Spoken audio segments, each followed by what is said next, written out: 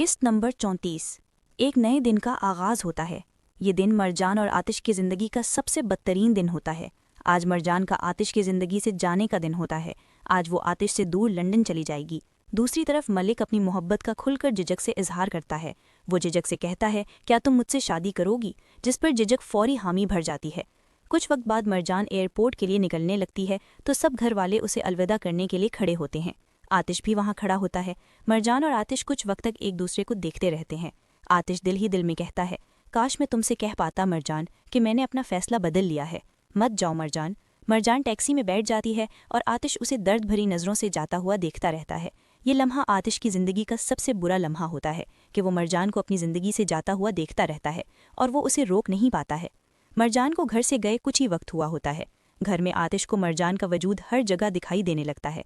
वो कमरे में जाता है तो लगता है मरजान जैसे उसके सामने खड़ी है, मगर हकीकत में वो वहाँ नहीं होती है। मरजान के बगैर वो पागल होने लगता है।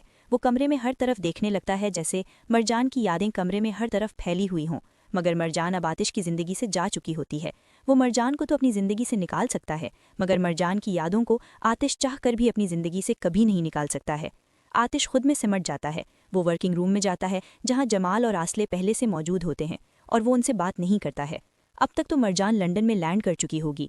आतिश ये सोच ही रहा होता है कि उसे फ़ोन आता है। फ़ोन पर आतिश का भेजा हुआ वो शख्स होता है जिसने मरजान को लंदन में एयरपोर्ट से रिसीव करना होता है। वो आतिश को बताता है कि मरजान मैम प्लेन से उतरी ही नहीं है, जिस पर आतिश परेशान हो जाता है कि आखिर मरजान कहाँ चली गई है।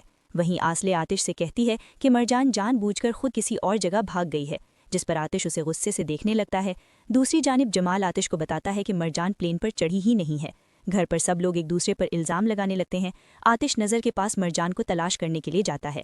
नज़र के पास पहुंचकर आतिश उससे गुस्से से पूछता है कि मरजान कहाँ है, जिस पर नज़र कहता है कि मुझे भी नहीं पता कि मरजान कहाँ है। दोनों में थोड़ी देर बहस होती है, मगर नज़र आतिश को यकीन दिलाता है कि वो मरजान के बारे में कुछ नहीं जानता है। दूसरी जानिब ये प्लान आसले का होता है और वो मरजान को किडनैप करवा लेती है और अब वो फ़ोन पर अपने भेजे गए गुंडों को कहती है कि वो मरजान को जल्दी से ख़त्म करके वहाँ से निकल जाएं। इधर आतिश और जमाल मरजान को हर जगह तलाश करने में लगे होते हैं। आतिश मरजान को लेकर बहुत परेशान हो जाता है और वो गार्डन में जाकर घुटनों के बल बैठ जाता है। अगर मरजान को कुछ हुआ तो मैं हर चीज़ तबाह कर दूंगा। इधर नज़र भी मरजान को तलाश करने लगता है और वो आसले से मरजान के बारे में बात करने घर पर आता है, जहां जमाल आसले को नज़र के साथ बात करते देखकर जेलस होने लगता है और वो अपने आपे से बाहर हो जाता है। दूसरी जानिब आसले के भेजे गुंडे मरजान को एक खाली स्विमिंग पूल में बांधकर उसमें पानी छोड़ देते हैं। अगर आतिश ने उसे जल्दी तलाश ना किया तो वो पानी में डूबकर मर जाएगी।